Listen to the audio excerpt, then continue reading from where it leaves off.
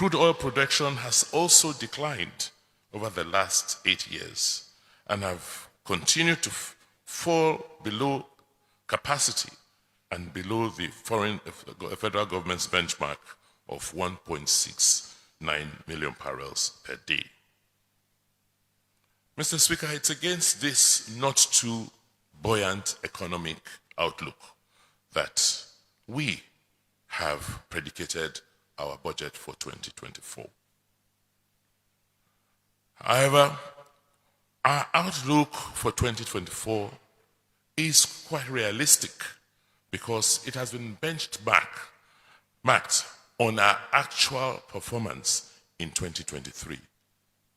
Let me use this opportunity to thank Mr. Speaker and members of this House for helping us accelerate the consideration and passage of our supplementary budget for 2023 to reflect the economic reality we have had to deal with.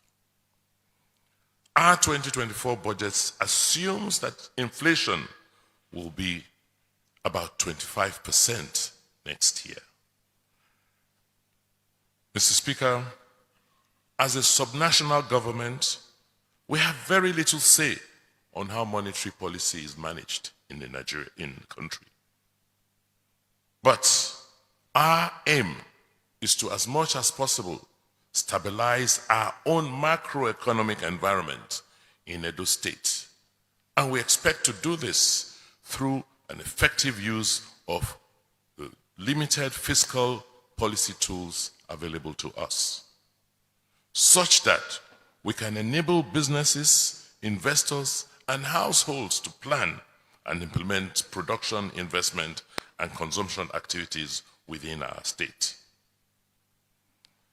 The Edo State's fiscal policy is envisaged to control and enforce compliance with established spending limits to achieve a sound budgeting system which include aggregate fiscal discipline. Mr. Speaker and honorable members, our budget size for the year 2024 fiscal year is 325.3 billion naira, which is a slight increase from the 2023 budget. This year, the budget is made up of 178 billion for capital and 146 billion for recurrent expenditure. The inflation occasioned by the floating of the naira means that, in actual terms, the budget is only slightly higher than the previous year's budget. The revenue estimates is based on a $65 per barrel benchmark for crude oil, with an average daily production of 1.6 million barrels per day, which we pray will happen, as well as an increase in our own internally generated revenue estimates, which we expect will be in the neighborhood of 72 billion naira next year.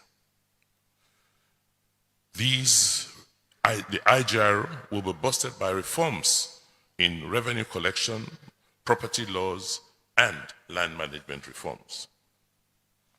We are intensifying efforts to sanitize the state's property market and to restore discipline, ensuring that the right permits are obtained before construction occurs. To this end, we expect a capital stroke recurrent expenditure ratio of 55% capital to 45%. Environment reforms, that is infrastructure investment in technology, job creation, particularly as it relates to technology innovations. The other area of reform will be deepening the public and civil service transformation by introducing more technology, recruiting a lot more younger people into the service, and emphasizing training for those who are already in service. We will also emphasize human capital development, particularly reforms in the education sector and in the health sector. In the 2024 fiscal year, Our focus are as follows.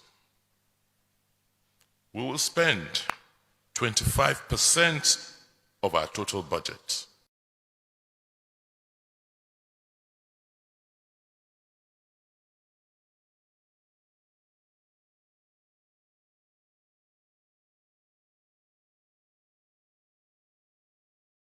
19% an AHO, which will spur expansion and growth.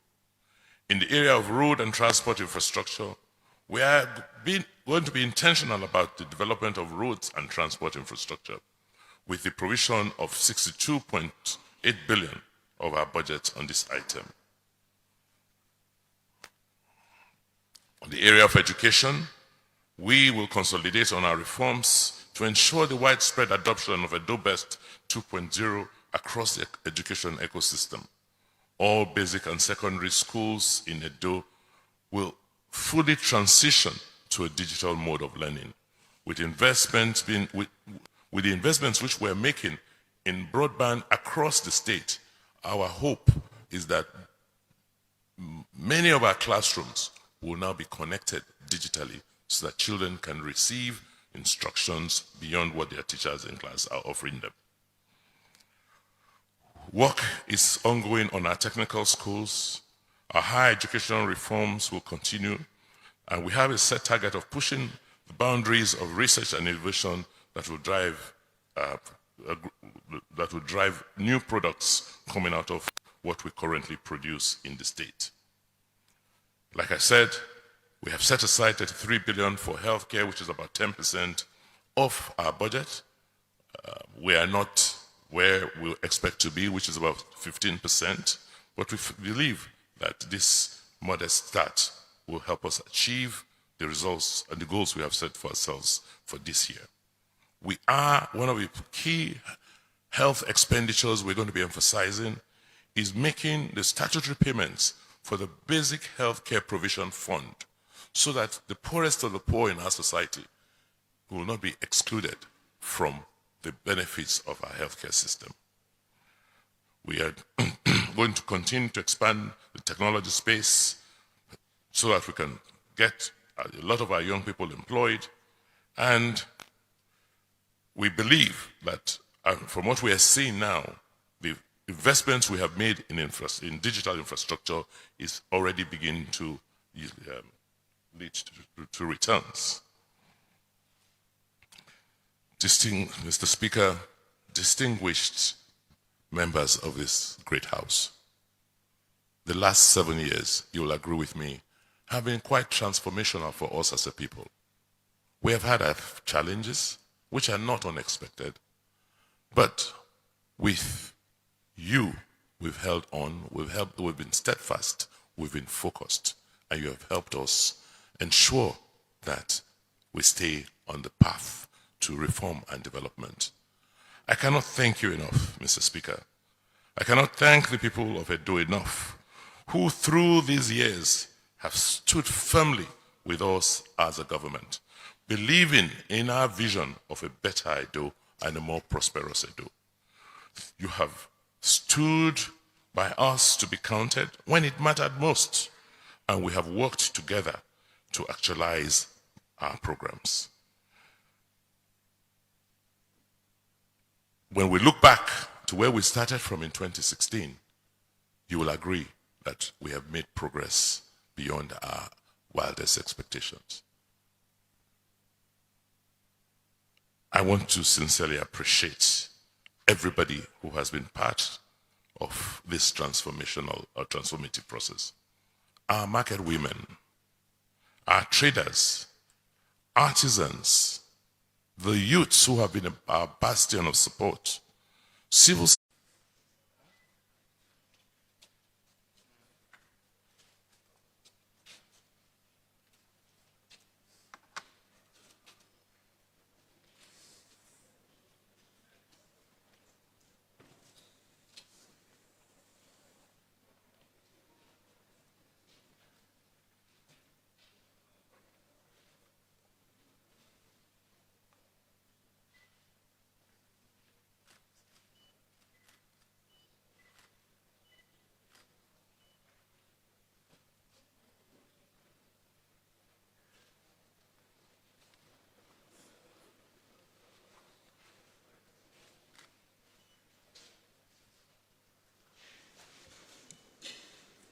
fundamental constitutional requirements as derived from Section 81 of the 1999 Constitution as amended. His Excellency, Edo State Governor Mr. Godwin Obeseki presented the 2023 budget of resilience and transformation with a total amount of 321.4 billion. This was in line with projections for the transformation and mega agenda of the present administration. This year 2024 budget is special to us in the legislative arm, as it is going to be inclusive of our constituency projects to allow us meet the yearnings and aspirations of our timid constituents, who are the reason we are here as legislators. The 8th Assembly was inaugurated on the 16th of June 2023. The House swung into action. 8 bills are before the House, of which 3 have been passed to ensure we meet the desired impact, while 24 resolutions have been adopted. The bills passed include the bill for the year 2023 revised Edo State budget and the bill banning open defecation in Edo State. These and others still in work geared towards ensuring the good development of the good. This is the invitation and tackling of the officials of the federal. Okay, notable among these is the invitation and tackling of the officials of the Federal Road Maintenance Agency and the Federal Ministry of Works over the deplorable state of federal roads in the state. This has yielded desired results, as the Federal Ministry of Works has mobilized to sites to commence work on these roads. Another notable move by this great House of dynamic legislators is the resolution on the increased rate of kidnapping, which was becoming a threat again to our society. This 8th Assembly has cleared commissioners and have constituted standing committees, which has resumed fully to ensure the House oversights. The House oversights the executive, judiciary, and the MDAs. The economic situation in the country has not improved, with depreciating value of the naira, high cost of fund, interest and borrowings, as well in the increased price of petroleum and other economic difficulties. The present administration, under the leadership of our governor and technocrats, Mr. Obaseki, has ensured the people are given the needed dividends of democracy with the free bus ride, which has been extended to February 2024. Ladies and gentlemen, the 8th Assembly has worked hand in glove with other arms of government to give the people desired benefits, development, and growth of the states. We have 24 lawmakers who, irrespective of the political affiliation, have the zeal, the strength, the passion, and burning desire to ensure they do not fail the constituents who came out in their numbers during their elections to vote massively for them.